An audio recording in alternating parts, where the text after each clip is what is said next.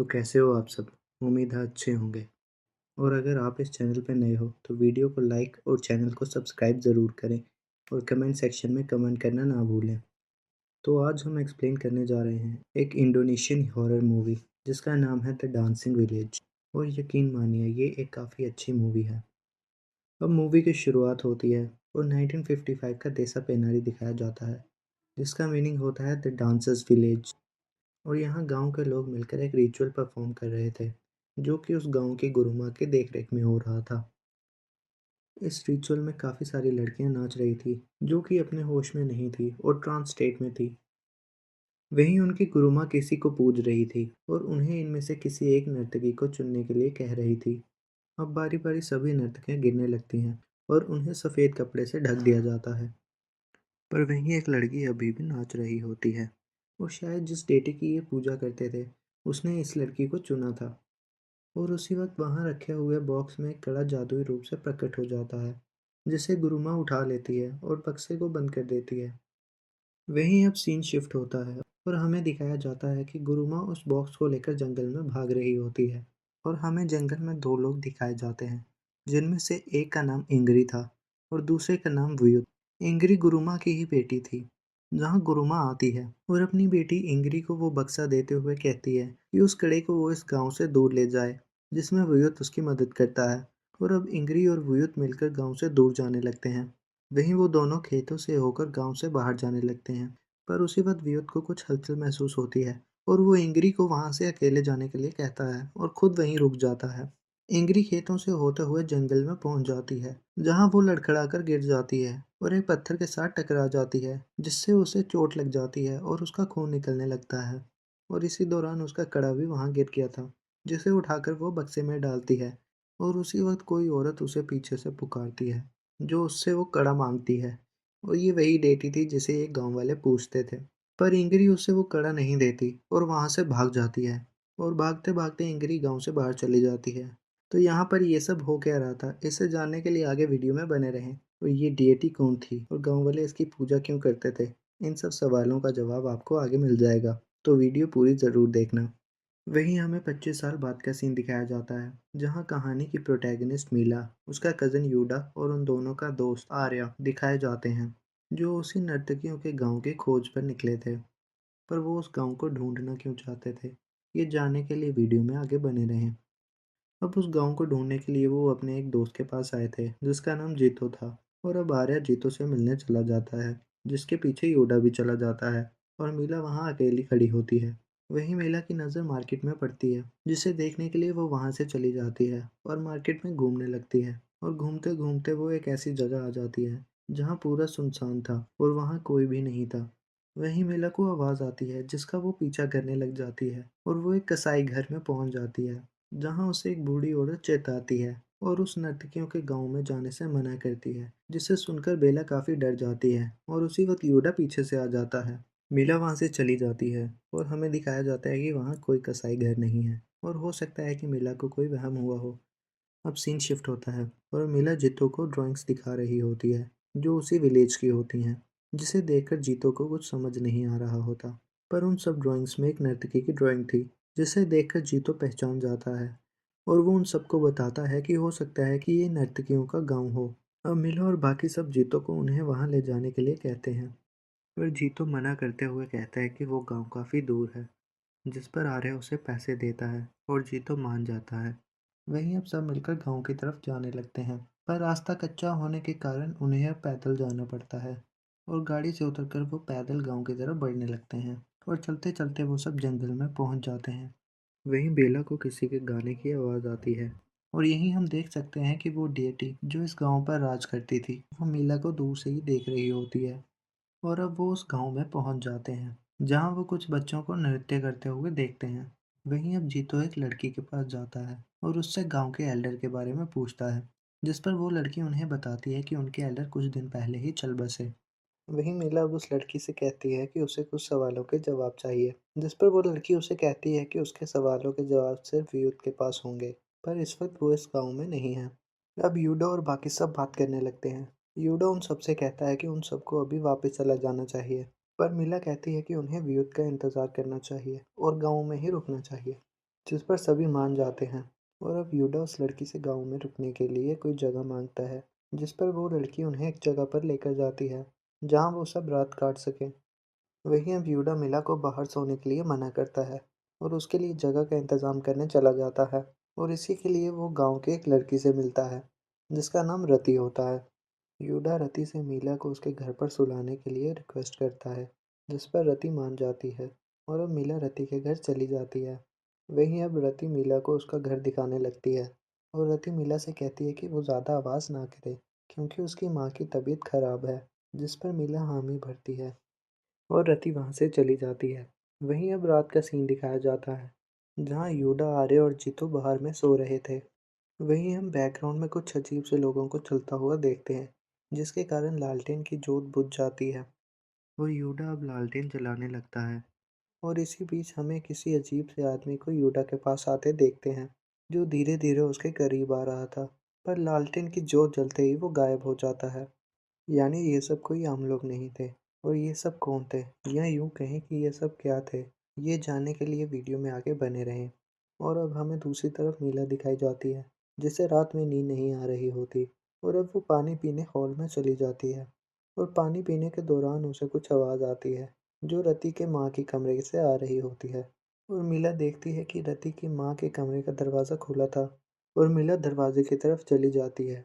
मीला दरवाजे से झांकते हुए रति की माँ को देखती है और रति की माँ भी मीला को देख रही होती है। और अब सारे घर की रोशनी चली जाती है और दरवाज़ा अचानक से पूरा खुल जाता है और एक कोने में वो डिएटी पहले से खड़ी होती है, जिसे देखकर मीला घबरा जाती है। और अब वो डिएटी मीला से कहती है कि वो उसी का इंतज़ार कर रही थी और उसी वक्त झट से दरवाज़ा बंद हो जाता है। ये सब देखकर मीला और घबरा जाती है और डर के मारे कमरे में चली जाती है। यहीं सीन शिफ्ट होता है और सुबह हो जाती है। वहीं हम रति को देखते हैं, जो खाना बना रही होती है और अब वो खाना अपनी माँ के लिए ले जाने लगती है। उसी दौरान मीला उसे रोकते हुए पूछती है कि आखिर उसकी माँ को क्या हुआ है। पर इसी बीच रति की माँ ज़ोर-ज़ोर से खांसने लगती है, इसके कारण रति बिना जवाब दिए ही वहाँ से चली जाती है। और यहीं पर हम रति की माँ की हालत को देखते हैं, जो कि काफ़ी खराब थी और उनके मुँह से खून भी निकल रहा था। वहीं अब रति कमरे से बाहर निकलकर किचन की ओर जाने लगती है, जिसे मीला रोकते हुए कहती है कि मीला की माँ की तबीयत भी कुछ ऐसी ही है। यहीं पर अब हमें पता चलता है कि आखिर मीला इस गांव में क्यों आई थी। और अब हम मीला को पास टाइम में उसके घर पर देखते हैं, जहां उसकी आंटी ने एक पुजारी को बुलाया होता है, क्योंकि मीला की माँ की तबीयत काफ़ी ख़राब थी और किसी भी डॉक्टर को कुछ भी समझ नहीं आ रहा था। और अब पुजारी मीला को कुछ चित्र देते हुए कहता है कि उसकी माँ एक कड़ा लेकर आई थी, जो उसे नहीं लाना चाहिए था। और अब मीला अलमारी से वो कड़ा निकालती है और ये वही कड़ा था जो हमने मूवी की शुरुआत में देखा था। यानी वो लड़की जो ये कड़ा लेकर भाग रही थी, जिसका नाम इंगरी था, वो और कोई नहीं मीला की माँ थी। पर वो ये कड़ा लेकर क्यों आई थी और ये बीमारी उसे कैसे लगी, ये सब जानने के लिए आगे वीडियो देखते रहें। और अब पुजारी मीला को नर्तकियों के गांव के बारे में बताता है और उसे ये भी बताता है कि वो गांव कहाँ पर है। और आगे बात करता हुआ कहता है कि उसे ये कड़ा उसके मालिक तक पहुंचाना होगा और हो सकता है कि ऐसा करने से उसकी माँ ठीक हो जाएगी और इसी कारण मीला इस गांव में आई थी। वहीं अब प्रेजेंट में ये सब वो रति को बता रही होती है और वो रति को वो कड़ा दिखाती है और उसके साथ वो चित्र भी दिखाती है जो पुजारी ने बनाए थे। वहीं अब रति उस कड़े को देखती है और उन सब चित्रों में एक चित्र को देखती है, जिस पर वो मीला को बताती है कि हो सकता है कि ये तपक तिलस हो। जिस पर मीला उसके बारे में और पूछने लगती है, पर रति उसे मना करते हुए कहती है कि उसे व्युत से पूछना चाहिए। अब यूडा वहाँ पर आ जाता है और यूडा और मीला बात करने लगते हैं। और अब मीला यूडा को बताती है कि वो सही गांव में है और उन्हें व्युत के आने का इंतज़ार करना होगा, जिस पर यूडा मान जाता है। मीला उसे आगे बात करते हुए बताती है कि उसने कल रात को कुछ अजीब सा देखा था, जिस पर यूडा उसे सवाल पूछने लगता है और उसी वक्त जीतो वहाँ पर आ जाता है और उसे नहाने के लिए बुलाने लगता है। और अब यूडा रति से नहाने की जगह के बारे में पूछता है, जिस पर रति उन्हें वहाँ ले जाने लगती है। और अब रति और वो सब नहाने के लिए जाने लगते हैं। रति यूडा को मर्दों के नहाने की जगह दिखाती है और खुद मीला को लेकर महिलाओं के नहाने की जगह चली जाती है। और अब नहाने के लिए मीला और रति अलग-अलग कमरे में चले जाते हैं। अब मीला नहाने लगती है और इसी बीच उसे गाने की आवाज़ आने लगती है, जिसे सुनकर वो घबरा जाती है और जल्दी-जल्दी नहाने लगती है। और अब मीला नहाकर कमरे से बाहर आती है और रति को आवाज़ लगाने लगती है और रति उसे तालाब में बुलाती है और उसे उसके साथ नहाने के लिए कहती है। और अब मीला भी तालाब में उतर जाती है। वहीं अब मीला नहाने लगती है और अब रति धीरे धीरे मीला के पास आने लगती है और वो उस डिएटी में बदल जाती है। अब वो डिएटी मीला से उसका कड़ा लौटाने के लिए कहती है और वहाँ से गायब हो जाती है। और मीला को अपने इर्द गिर्द काफ़ी सारे सांप दिखते हैं जो उसे पानी में खींच लेते हैं। यानी वो डीटी रति का भेष धारण करके आई थी। और अब असली रति वहाँ पर आती है और बेला को डूबने से बचा लेती है और तालाब से बाहर निकालती है। वहीं हम दूसरी तरफ योडा, आर्य और जीतो को देखते हैं जो भटकते भटकते कब्रिस्तान में पहुंच जाते हैं जहां पर सभी कब्रों को एक काले कपड़े से ढका होता है। और वो ये सब देखकर डर जाते हैं और वहां से चले जाते हैं। और अब वो सब युद्ध के घर जाते हैं पर वहां पर कोई भी नहीं होता। और उसी वक्त एक छोटा लड़का उन्हें मिलता है जिसका नाम प्रभु था। अब प्रभु उन्हें बताता है कि व्युत यहाँ पर नहीं है, जिस पर यूडा उससे पूछता है कि व्युत कब वापस आएगा, पर प्रभु कहता है कि वो नहीं जानता। और अब ये सब वहाँ से चले जाते हैं। वहीं यूडा, मिला और बाकी सब घर पर वापस आ जाते हैं। और अब मिला यूडा को बता रही होती है कि आज उसके साथ क्या हुआ, जिस पर यूडा उसे वापस चलने के लिए कहता है। और उसी वक्त रति वहाँ पर कॉफ़ी लेकर आती है और उन्हें व्युत के वापस लौटने तक का इंतज़ार करने के लिए कहती है, जिस पर मिला और बाकी सब वहीं रुकने का डिसाइड करते हैं। वहीं अब रात में मिला कमरे में बैठकर अपनी माँ की तस्वीर देख रही होती है, जिसे कुछ आवाज़ आती है और वो देखती है कि रति उसके सामान के साथ छेड़छाड़ कर रही होती है। और उसी वक्त उन दोनों को बाहर से कुछ आवाज़ आती है, जिस पर रति मीला को बताती है कि शायद पड़ोस के गांव में नाच गाने का समारोह चल रहा होगा और वहां पर नर्तकियां नृत्य सीखती हैं। और अब आगे बोलते हुए रति कहती है कि वो मीला को वहां पर ले जा सकती है, जिस पर मीला मान जाती है। और अब वो दोनों गांव से बाहर निकलकर जंगल से होते हुए उस जगह की ओर चलने लगते हैं। और चलते-चलते वो एक अलग ही जगह पर पहुंच जाते हैं, जहां पर एक जगह पर बहुत से लोग नाच रहे होते हैं। और अब मीला और रति भी उन सब में चले जाते हैं और यहीं से सीन शिफ्ट होता है और अगला दिन दिखाया जाता है। यहाँ पर यूडा, आर्या और जीतो रति के घर के बाहर होते हैं और उसे आवाज़ लगा रहे होते हैं, पर सामने से कोई जवाब नहीं आता। और वो दरवाज़ा खुला देखते हुए घर में चले जाते हैं और वो घर में मिला और रति को ढूंढने लगते हैं, पर उन्हें वो दोनों वहाँ नहीं मिलते। और इसी दौरान यूडा को कड़े का डिब्बा भी खाली मिलता है और रति की माँ की आवाज़ को सुनकर जीतो उसके कमरे का दरवाज़ा खोल देता है। और अब वो सब रति की माँ की हालत को देखकर घबरा जाते हैं और दरवाज़ा बंद कर देते हैं। वहीं वो सब पूरे गांव में उन्हें ढूंढने निकल जाते हैं और सीन शिफ्ट होता है और रति और मीला को दिखाया जाता है, जिनके इर्द गिर्द बहुत से लोग होते हैं। और ये सब लोग कोई आम लोग नहीं थे, ये काफ़ी अजीब थे और इनकी आंखें काली थी, यानी ये पिशाच थे। और इन्हीं के बीच में वो डेटी भी नाच रही होती है, जो अब मीला के पास जाती है और उससे कड़ा लौटाने के लिए कहती है। अब मीला उसे कड़ा वापस दे देती है और वहीं वो डेटी पुजारी की बात करने लगती है, जिसने मीला को यहाँ भेजा था। यहीं पर हमें पता चलता है कि जो भी पुजारी ने मीला से कहा था, वो सब इस डेटी ने ही पुजारी से करवाया था और पुजारी इसी के कंट्रोल में था। और अब वो डेटी मीला को वहीं रुकने के लिए कहती है और वहीं वो रति की तरफ मुड़ती है और रति से कहती है कि उसने उसका काम कर दिया है और अब वो जा सकती है। जिस पर रति उससे पूछती है कि क्या उसकी माँ अब ठीक हो जाएगी। और अब वो डेटी उससे कहती है कि वो घर जाकर अपनी माँ से मिल सकती है। यहीं सीन शिफ्ट होता है और यूडा, आर्य और जीतो मिलकर मीला को ढूंढ रहे होते हैं। वहीं अब यूडा को जंगल में कुछ लोग दिखते हैं, जिनसे वो मीला के बारे में पूछने के लिए जाने लगता है और आर्य और जीतो भी उसके साथ होते हैं। और अब यूडा उन सबको मीला के बारे में बताने लगता है और उनसे पूछता है कि क्या उन्होंने उसे देखा है। वहीं आर्य को ये सब अजीब से लगते हैं और वो जीतो और यूडा को वहाँ से ले जाने लगता है और वो वहाँ से जाने लगते हैं। पर उन्हीं में से एक आदमी उन्हें रोक लेता है और उन्हें खाने के लिए कुछ देने लगता है, जिसे जीतो ले लेता है और वो सब वहाँ से चले जाते हैं। वहीं दूसरी तरफ रति और मीला दिखाए जाते हैं और अब रति वहाँ से भाग जाती है, जिसके पीछे मीला भी वहाँ से भागने लगती है और भागते भागते वो जंगल से होते हुए गांव में पहुँच जाते हैं। वहीं मीला रति से पूछती है कि आखिर वो कौन थी, जिस पर रति उसे बताती है कि उसका नाम बद्रा बूही है और उसने रति से वादा किया था कि अगर वो उसकी मदद करेगी तो वो उसकी माँ को ठीक कर देगी। वहीं अब हमें वही सीन दिखाया जाता है जहाँ रति और मीला नहाने गए थे, जहाँ नहाने के दौरान रति को उसकी माँ दिखी थी, जो उससे उसकी मदद करने के लिए कह रही थी। और वो कोई और नहीं बद्रा बूही ही थी। और बद्रा बूही ने उससे कहा था कि अगर वो उसकी मदद करेगी तो वो उसकी माँ को ठीक कर देगी। और अब ये जानने के लिए कि भद्रव्यूही कौन थी या क्या थी, उसके लिए आपको वीडियो को एंड तक देखना होगा। अब भागते-भागते रति और मीला घर पर आ जाते हैं, जहाँ रति अपनी माँ की तबीयत को और भी खराब पाती है, यानी भद्रव्यूही ने उसे झूठ कहा था। और अब ये सब देखकर मीला को अपनी माँ की फिक्र होने लगती है और वो इस गाँव से जाने लगती है। और वहीं यूडा और बाकी सब वापस आ जाते हैं, जो मीला को बाहर देख लेते हैं और तेज़ तूफान के कारण उसे अंदर ले जाने लगते हैं। और अब घर में आकर मीला यूडा से कहती है कि वो अपनी माँ से मिलने जाने चाहती है, जिस पर यूडा उसे रोकते हुए कहता है कि बाहर काफ़ी खतरा है और मौसम के खराब होने के कारण बाहर सुरक्षित नहीं है, जिस पर जीतो और आर्य भी उसे समझाने लगते हैं। अब मीला उन सबको बताती है कि उसने वो कड़ा लौटा दिया, जिसके कारण वो काफ़ी चिंता में है। वहीं जीतो उसे सवाल पूछता हुआ कहता है कि आखिर उसे पूरा एक दिन कैसे लग गया, जिस पर मीला उसे जवाब देते हुए कहती है कि वो तो सिर्फ कुछ समय के लिए गई थी। यानी मीला और रति अलग ही डायमेंशंस में चली गई थी, जहाँ पर स्पेस और टाइम आम दुनिया के मुकाबले अलग था। वहीं अब जीतो को बदबू आने लगती है, जो उस खाने से आ रही थी जो उसने जंगल में आदिवासियों से लिया था। अब जीतो उसे खोलकर देखता है, जिसमें मरा हुआ बंदर होता है, जिसे देखकर वो सब डर जाते हैं।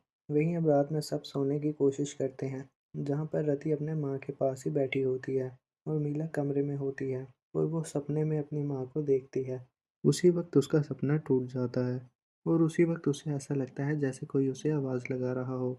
वहीं पर वो किचन की तरफ जाती है, जहाँ पर वो रति की माँ को देखती है, जो उसकी माँ की तरह ही बात कर रही होती है और उसे वहाँ से जाने के लिए बोलती है और वो ये भी बोलती है कि उसे बचाने की कोशिश वो ना करे। और उसी वक्त पायल की आवाज़ आती है, जिसे सुनकर रति की माँ उससे कहती है कि भद्रावती ने उसे ढूंढ लिया है, अब उसे जाना होगा। यानी यहाँ पर शरीर तो रति की माँ का था, पर उसमें आत्मा मीला की माँ की थी। पर ऐसा क्यों हो रहा था, ये जानने के लिए आगे वीडियो में बने रहें।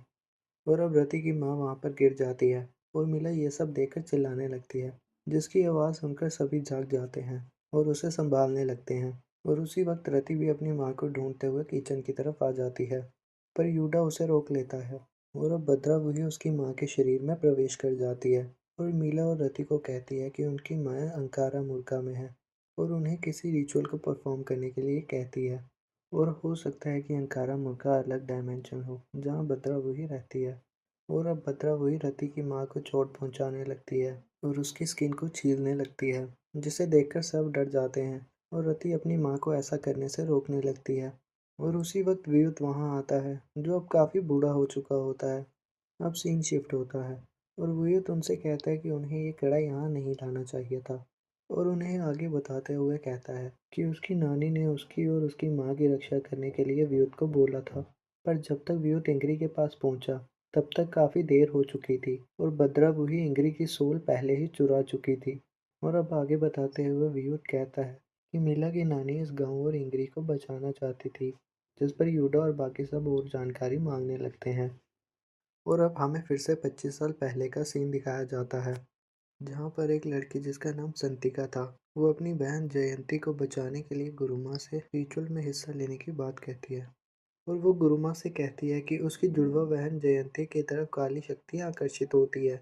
यानी अगर उसकी बहन जयंती उस रिचुअल में हिस्सा लेगी, तो भद्रा वही जयंती की सोल को अपने कब्जे में ले लेगी। और अपनी बहन को बचाने के लिए वो गुरुमा से कहती है कि रिचुअल में उसे हिस्सा लेने दिया जाए, जिस पर गुरुमा मान जाती है।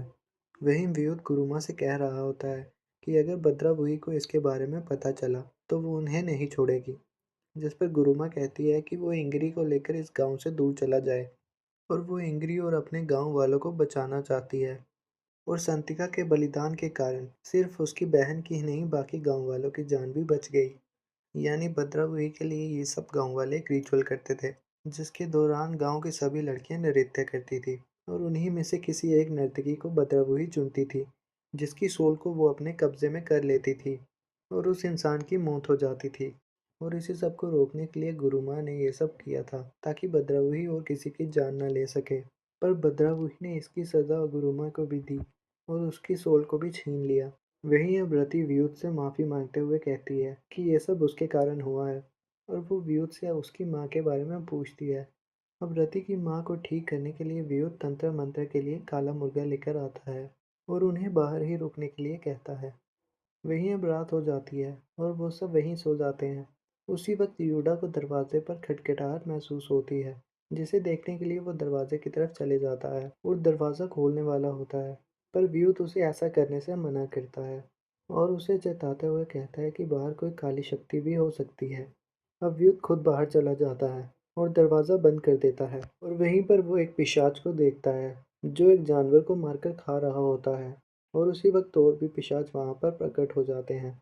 और अब अगले दिन का सीन दिखाया जाता है, जहाँ पर रति की गाय को उन पिशाचों ने मार दिया होता है और यही हाल गाँव के दूसरे जानवरों का भी होता है और रात में उन पिशाचों ने गाँव के सभी जानवरों को मार दिया होता है और गाँव वालों के खेत भी उजाड़ दिए होते हैं।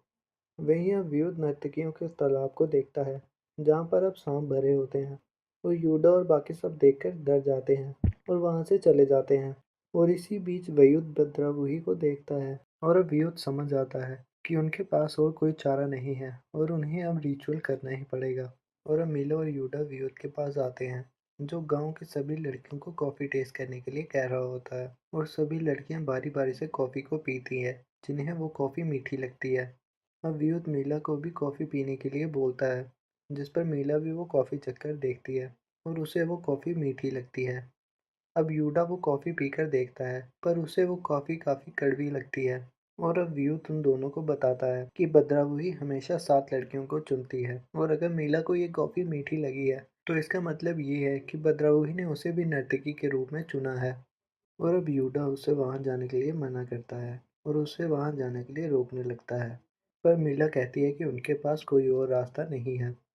वहीं अगले दिन का सीन शिफ्ट होता है, जहाँ पर सभी लड़कियों को तैयार किया जाता है और उन सबको सफ़ेद कपड़े से ढक दिया जाता है। वहीं व्यूत सभी गांव वालों को चेताते हुए कहता है कि आज रात को कोई भी गांव वाला घर से बाहर ना निकले और वो पूरी रात बम्बू बजाते रहें, जिससे काली शक्तियाँ उनसे दूर रहेंगी।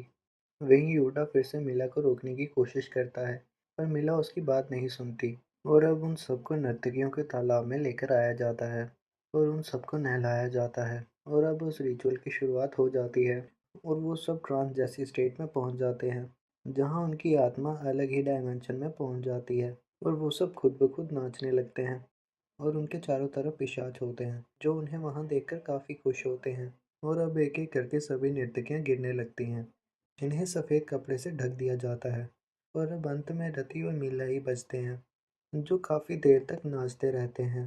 वहीं अब दूसरी तरफ मीला और रति की सोल को दिखाया जाता है, जिनके पास अब भद्रवही आती है और अब वो मीला को वहीं रुकने के लिए कहती है, पर मीला उसे मना कर देती है और अब भद्रवही उन्हें दोबारा नचाने लगती है। और इसी बीच भद्रवही काफ़ी कोशिश करती है ताकि वो मीला की हिम्मत तोड़ सके, पर मीला उसे मना करती है और वो अंकारा मुर्गा से वापस लौट आती है और असली दुनिया में वो गिर जाती है, जिस पर व्यूत उसके पास जाकर उसे संभालने लगता है, पर इतने में ही वो दोबारा ट्रांस स्टेट में चली जाती है। यानी भद्रावुही ने मीला की आत्मा को दोबारा अपनी दुनिया में खींच लिया था और अब मीला उठकर दोबारा से नाचने लगती है, जिसे देखकर व्यूत और बाकी सब हैरान हो जाते हैं। वहीं व्यूत उन दोनों को सफ़ेद कपड़े से ढक देता है, जिसके कारण अंकारा मुर्गा से उनकी आत्मा गायब हो जाती है और उन दोनों को स्ट्रेचर पर लेटा दिया जाता है और उनके हाथ और पाँव को बांध दिया जाता है।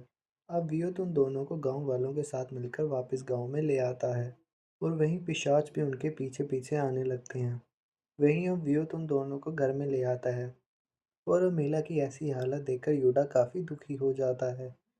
वहीं वियोत के कहने पर जीतो चारों तरफ नमक छिड़कने लगता है और अब व्यूत उन सबको बताता है कि मीला और रति अभी भी भद्रावुही के साथ फंसे हुए हैं। वहीं मीला की आत्मा को दिखाया जाता है, जो अंकारा मुल्का में फंसी होती है और अब घूमते घूमते वो एक ऐसी जगह आ जाती है, जहाँ पर सफ़ेद कपड़े से लोगों के चेहरे ढके हुए थे और ये सब देखकर मीला डर जाती है और उन्हीं के बीच कुछ छोटी लड़कियाँ होती हैं, जिनकी आंखें या नाक नहीं थी और उन सबको देखकर मीला और भी डर जाती है और डर के मारे वो वहाँ से नीचे गिर जाती है। वहीं असली दुनिया का सीन दिखाया जाता है, जहाँ पर काफ़ी तेज़ हवा चल रही होती है और जिसके कारण घर का दरवाज़ा खुल जाता है, जिसे बंद करने योदा आगे बढ़ता है, पर उसे दरवाजे से लग जाती है और वो नीचे गिर जाता है और अब जीतो और व्यूत मिलकर दरवाज़ा बंद करने लगते हैं और इसी बीच जीतो घर के बाहर बहुत से पिशाचों को देखता है, जिसे देखकर वो डर जाता है और चिल्लाने लगता है, पर व्यूत उसे चुप करने के लिए कहता है।